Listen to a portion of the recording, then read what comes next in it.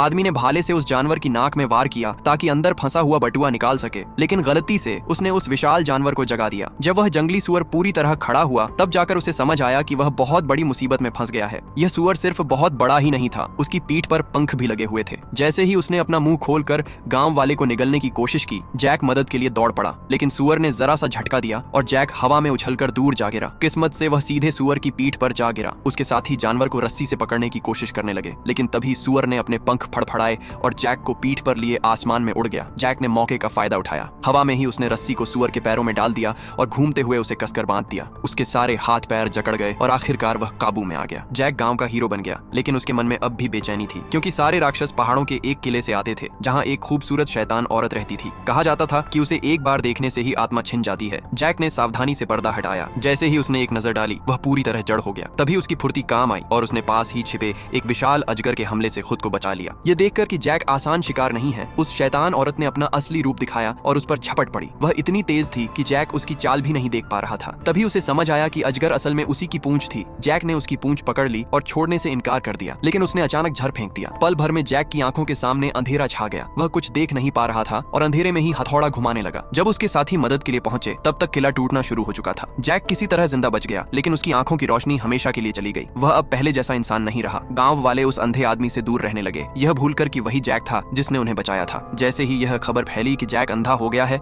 उसी रात समुद्री डाकुओं ने गांव पर हमला कर दिया। हर तरफ आग लगा दी गई और लूटपाट होने लगी। जैक सबको बचाना चाहता था, लेकिन अब वह पूरी तरह बेबस था। जब उसकी आंख खुली तो वह खुद को एक डाकू जहाज पर बंधा हुआ पाया। उसके दोस्त अन्ना और माइक भी उसके साथ कैद थे। चारों तरफ सिर्फ खुला समुद्र था। भागना नामुमकिन लग रहा था। तभी माइक ने एक चिराग निकाला जिसे उसने चुरा लिया था। जिज्ञासा में उसने उसे रगड़ा और अचानक धुएं का एक बादल बाहर निकल आया।